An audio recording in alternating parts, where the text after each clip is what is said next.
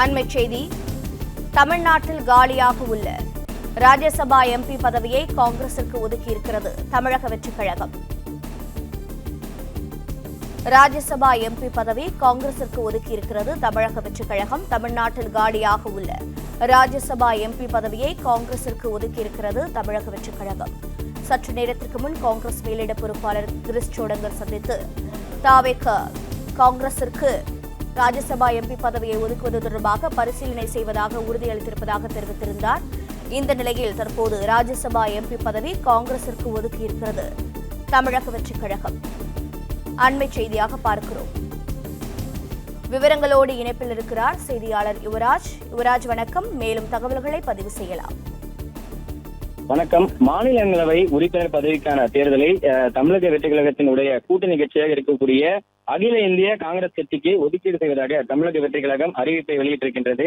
தமிழக வெற்றிக் கழகத்துடன் கூட்டணியாக இருக்கக்கூடிய காங்கிரஸ் கட்சி தொடர்ந்து இந்த ராஜ்யசபா எம்பி பதவிக்கான அந்த தேர்தலுக்கு தமிழக வெற்றிக் கழகம் காங்கிரசுக்கு ஒதுக்க வேண்டும் என்று பல கோரிக்கையை முன்வைத்திருந்தது.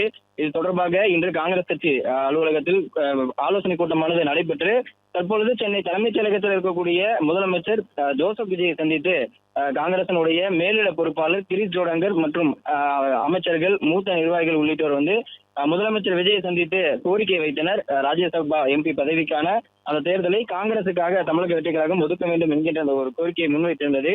அந்த வகையில் தற்பொழுது மாநிலங்களவை உறுப்பினர் பதவிக்கான கூட்டணி கட்சியான அகில இந்திய காங்கிரஸ் கட்சிக்கு இதை ஒதுக்கீடு செய்வதாக தமிழக வெற்றிக் கழகம் அதிகாரப்பூர்வமாக அறிவித்திருக்கின்றது.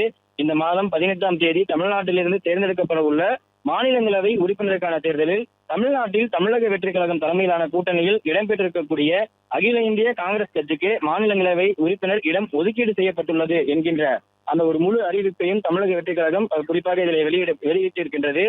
குறிப்பாக தமிழக வெற்றிக் கழகம் தரப்பிலிருந்தும் சரி, காங்கிரஸ் இருந்தும் சரி, பல கோரிக்கைகள் முன்வைக்கப்பட்டிருந்தது. இந்த ராஜ்யசபா எம்பி தேர்தலுக்கான அந்த சீட்டை காங்கிரசுக்காக ஒதுக்க வேண்டும் என்கின்ற அந்த கோரிக்கையானது வலுவாக வைக்கப்பட்டிருந்தது, அழுத்தமாகவும் தெரிவிக்கப்பட்டிருந்தது.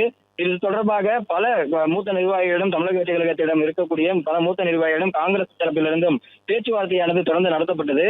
ஆனால் தற்பொழுது பல கோரிக்கைகள் முன்வைக்கப்பட்டிருக்கக்கூடிய நிலையில் இன்று காங்கிரசினுடைய மேலிட பொறுப்பாளர் கிரீஷ் சோடங்கர் முதலமைச்சர் விஜய் நேரில் சந்தித்து இது தொடர்பாக கோரிக்கையை முன்வைத்திருந்தார்.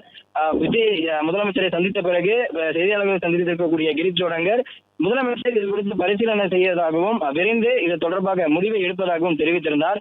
அதே போன்று ஒருவேளை காங்கிரஸ் தரப்பிலிருந்து தங்களுக்கு இந்த ராஜ்யசபா எம்பி பதவிக்கான சீட் கொடுக்கப்பட்டால் விரைவில் யார் அதற்கான எம்பி என்பதையும் அறிவிப்பார் என்றும் தெரிவிக்கப்பட்டிருந்தது. அந்த வகையில் பல ஆலோசனைக்கு பிறகும் தமிழக வெற்றிக் கழகம் இந்த முடிவை எடுத்திருப்பதாகவும் தமிழக வெற்றிக் கழகத்துடன் கூட்டணி வைத்திருக்கக்கூடிய அகில இந்திய காங்கிரசுக்கு இந்த ராஜ்யசபா எம்பிக்கான அந்த இடத்தை கொடுப்பதாகவும் தற்பொழுது தமிழக வெற்றிக் கழகம் அதிகாரப்பூர்வமாக அறிவித்திருக்கின்றது.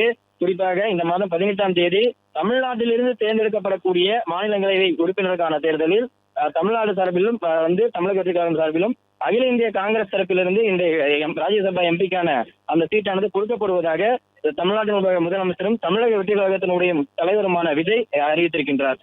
பிளே ஸ்டோர் மற்றும் ஆப் ஸ்டோரில் இருந்து பாலிமர் செயலியை QR கோடு மூலம் பதிவிறக்கம் செய்யுங்கள்.